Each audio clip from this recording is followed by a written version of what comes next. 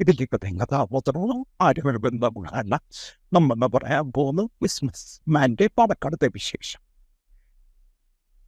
അങ്ങനെ അദ്ദേഹം അവിടെ പല സ്ഥലം വാങ്ങിച്ച് വേർഹോസും പതിയും ശനിവതിയും എടുത്ത് വെച്ചിരിക്കുകയാണ്. അങ്ങനെ വിളവ് വെക്കാനുള്ള സമയമായി, സാധനം കൊടുക്കാനുള്ള സമയമല്ല, നമ്മൾ വിതയ്ക്കാനുള്ള സമയമായി.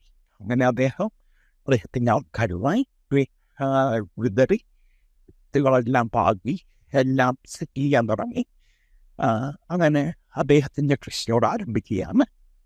അങ്ങനെ കുറച്ച് നാൾക്ക് ശേഷം വിളവെടുക്കേണ്ട സമയമായി. അങ്ങനെ അദ്ദേഹം അവിടുന്ന് വിളവെടുക്കുകയും നമ്മുടെ നേരത്തെ പണിഞ്ഞു വെച്ചിരിക്കുന്ന വെയർ ഹൗസിൽ കൊണ്ടുവരികയും ചെയ്തു. ഇതിനിടയ്ക്ക് നമ്മുടെ ഈ ബിസിനസ്മാൻസ് തിരിച്ചു പോവുകയും പല കാര്യങ്ങൾ ചെയ്യുകയും ചെയ്തു.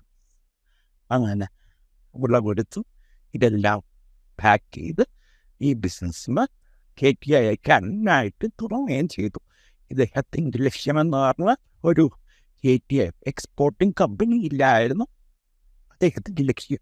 അതായത് പുറത്തേക്ക് അയച്ച് നമുക്ക് പ്രോഫിറ്റ് കൂടുതൽ കിട്ടാനുള്ള പരിപാടിയാണ് അദ്ദേഹത്തിൻ്റെ. അദ്ദേഹം വിജയിക്കുകയും ആ ബിസിനസ്സായി മുന്നോട്ട് പോവുകയും അദ്ദേഹത്തിൻ്റെ പുതിയൊരു ബിസിനസ്സിലേക്ക് അദ്ദേഹം അത് വളർത്തിക്കൊണ്ടുവരികയും ചെയ്തു. ഇതോടെ ഈ കഥ തീരുകയാണ്. മറ്റൊരു കഥയുമായി നമുക്ക് പിന്നീട് കാണാം. അതുവരെ നന്ദി, നമസ്കാരം.